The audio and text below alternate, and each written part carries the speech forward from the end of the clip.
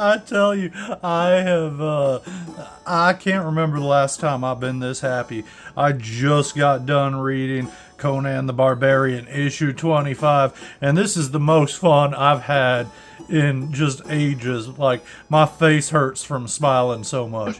This book was everything I could have wanted it to be, and I'm a huge Horley fan. My first comic video on here, I believe, was doing a Horley comic book art gallery thing.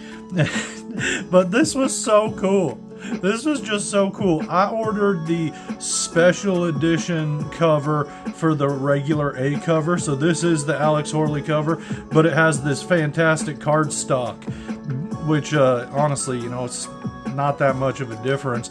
And we have the regular book inside anyhow. This is just like a thing on top of it. But I'm tempted to just try and take the staples off just to have a full version of this art to put out. Like, this would look so good framed. How cool is that? That is so good. And man, I had so much fun with this book. But before anything else, I just wanted to share, I custom made this little Conan the Barbarian Lego figure. There's been a generic barbarian figure that was meant to and inspired by Conan. You know, it's supposed to be him, but it's not really. But I kit bashed a bunch of different pieces together. So I used the legs, the head, and the arms from the regular barbarian figure, but I used the torso, and I just switched out the arms from the torsos. But this is from the Tarzan, and then I took the cape and the helmet from the Khan warrior, the Genghis Khan little Lego collectible minifigure guy, and gave that to him. It looks like his classic helmet you see him wearing a lot often, so that's very cool. And I just gave him this brick built axe and this sword, which I thought kind of looked like the Atlantean sword. So this is from the female barbarian, though. Very cool. Just wanted to show that off and show you how to build it yourself if you wanted. But I think he's pretty rad, and I like him a lot. Although I will say, he looks pretty good with just regular hair and no helmet too. So take your pick how you want to do it. But this is a fun one if you want to replicate it. Well, man, I had such a good time with this book, and I think you will too. Before anything else, let's just look at this wealth of variant covers in the back. So cool. I love this Roberto Del Toro one. That is so great. I love it. But that Doug Braithwaite one next to it is amazing too. All of them are fantastic. I know I wasn't too hot on Dianca Breen's work in the interiors in the comic for that issues, what was it, 17 and 18, I want to say. But I like the covers pretty good. That one's fun. I don't know. I just wasn't feeling it for full interiors when she was doing it, but I like that cover. This Dungeon Comics retailer exclusive is cool. Mike Ruth, that's pretty awesome. I like it with the classic logo there too. Oh man, yeah, these are all so good. I like that one. Man, I'd if I wasn't doing the main one, yeah, between these two, you know, I think I'd go with the Braithwaite one. That's real cool. But I'm so happy to have the cover I did get, which is the Horley one.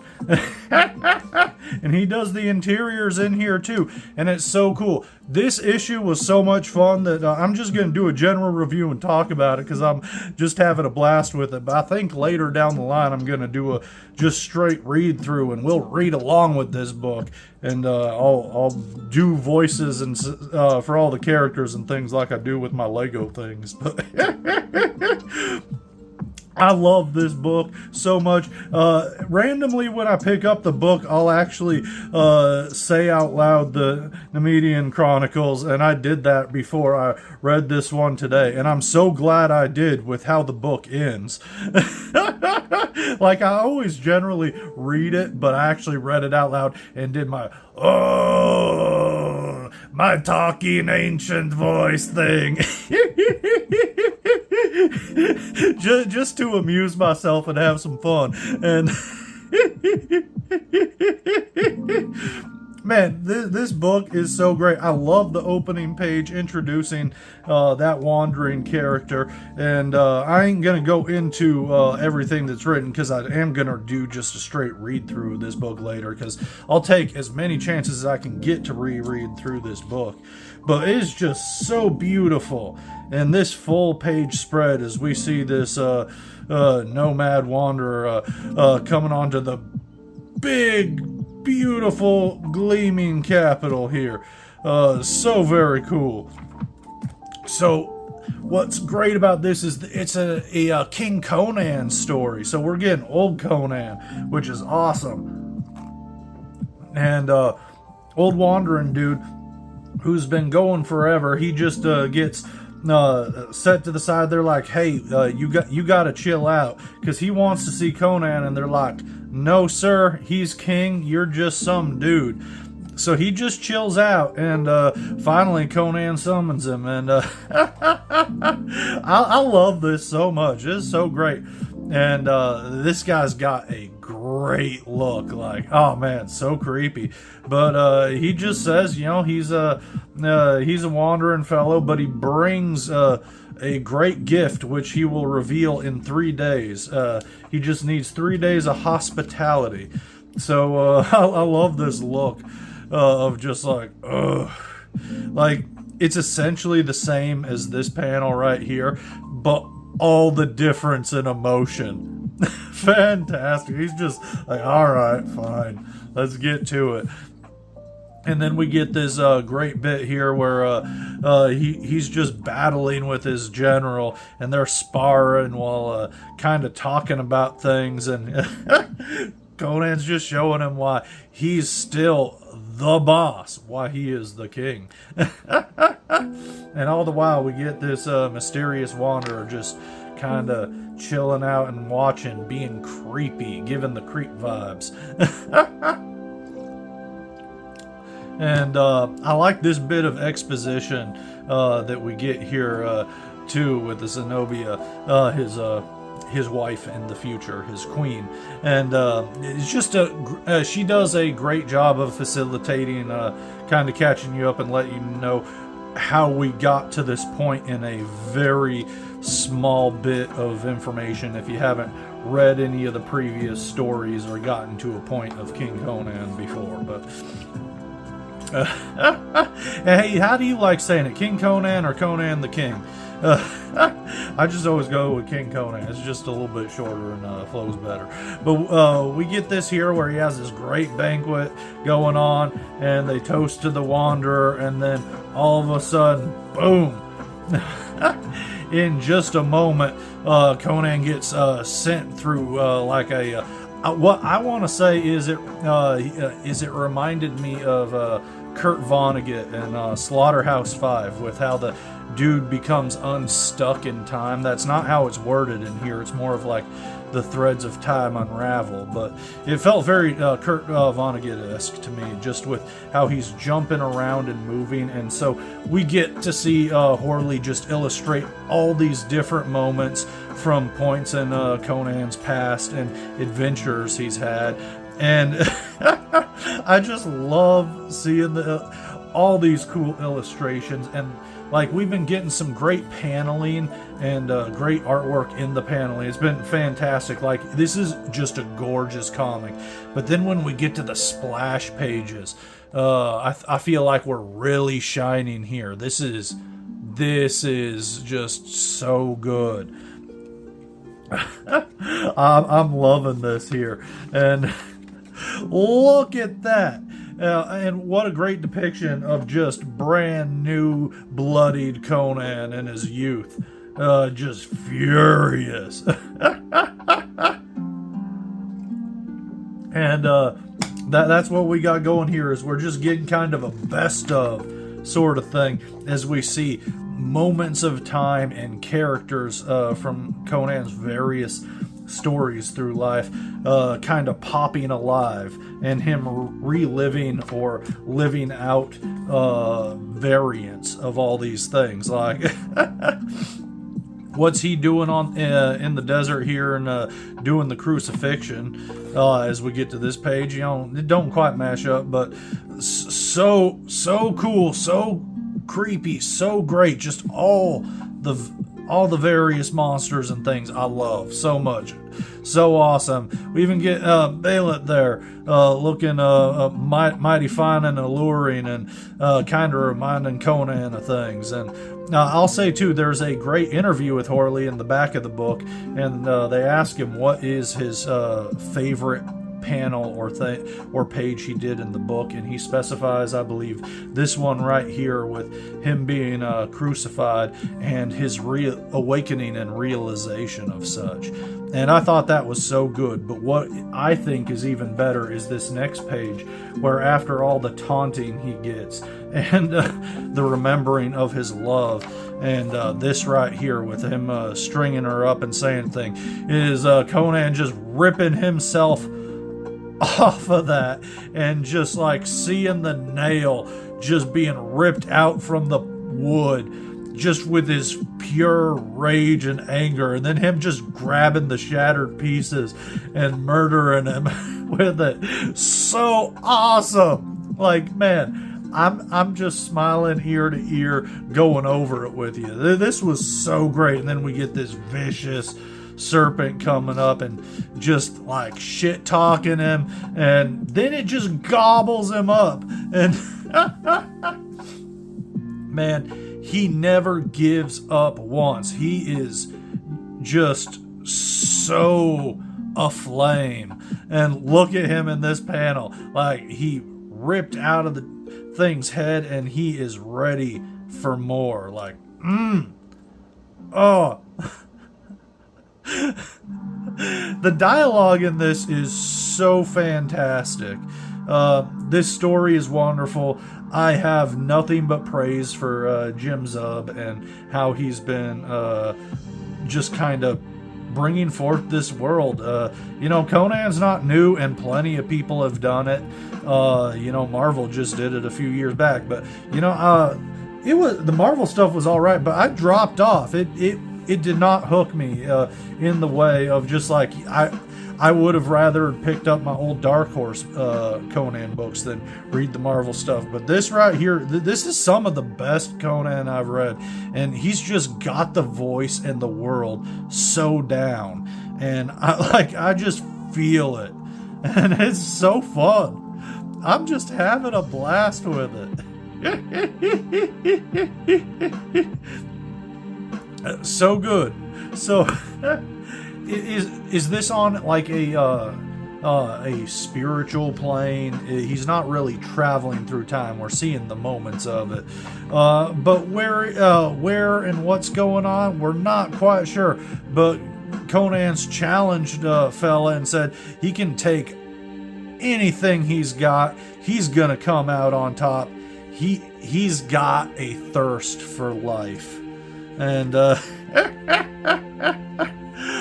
I love this because the challenger, the nomad, the wanderer, he tells him there's only one way this battle can end, and Conan knows it, and so he beheads him.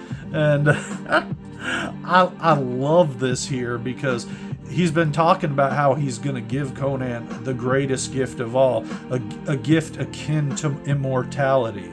And he just needs to pass this test. And is the test getting his head chopped off? I don't know. But we turn the page here as he reminisces with his wife and reminisces with his wife about the thing. And we get to this page and we see the man. And and he is writing the Nemedian Chronicles. So it was all like a spiritual test. He goes through all of this with Conan to relive all his moments, his life, and his story, and he is gathering that knowledge, and so that he can transcribe the story, so that we can read them. That's so cool. That was a great fun twist sort of thing. I don't know if you'd call it a twist, but yeah, we didn't know who he was or what his real goal was. We just knew it was akin to immortality. And what is immortality but getting to live on? And I have a feeling Conan will live on a lot longer than I will. So definitely immortal. So fun. I had a great time with this book. Like, I drank in every single page with the beautiful artwork, but the writing was phenomenal too. Got this advertisement for a deluxe version. That's the only thing that might get me to double dip, even though my money's a little tight, and any collection I buy is less comics or new books that I'm not getting, you know. But man, to get that in oversized artwork is tempting. In the back here, we get another great essay. I always have fun with these things. Not every single one tells me something new, but I always have a good time with them. And this one here just talked about the creation of the Nemedian Chronicles and how that got added to the beginning of all the stories. I didn't actually know about all this stuff, so this was extra fun to read. Just hearing about how his original story was they needed to shave it down. It was too exposition heavy, so they cut off the front chunk, and then we just put on the Nemedian Chronicles to kind of tell us a little bit about the world, and then it details how the stories jump back and forth, and how that kind of adds to the storyteller feel. And there's a bit more. I highly recommend reading these. This is a great issue. If you're watching this video, what are you doing not buying this book? But I'm just having so much fun with it. But yeah, that Jeffrey Shanks essay was really good and worth reading in full if you skipped it after reading the issue. Go back and read it after rereading the comic. Here we get great bits talking a little bit about the behind the scenes, and we get some great sketches for the breakdowns of how things are gonna be, and it looks so cool. And yeah, each one of these pages was phenomenal. I love this cover too. That cover is sick. And here we get that really good interview with him, which I enjoyed. And he talks about, I thought it was fun how he said that the Buscema artwork was, the Buscema was actually the introduction to him, was those comics. And that's what he always pictures in his head when reading the novels and such. So that's pretty fun. I saw the movie before I ever read any of the stuff, so my head always instantly kind of goes there in a sense, but that's more just for kind of the feel of the world. I do kind of because I do picture the black hair, the dark face sort of thing with the look, which is not Arnold Schwarzenegger. But man, I had so much fun with this book. Again, I'm gonna go back and just do a full reread of this and do all the characters and things and talk funny and but I'll save that for a little bit later, because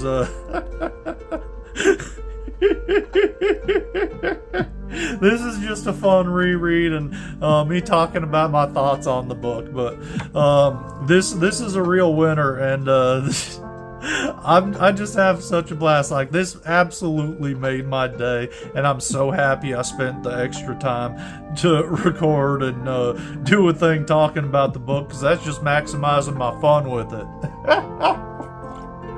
But I hope you had fun watching this one too, and that we can have some more fun later with issue 26, which I'm looking forward to. But man, really exciting.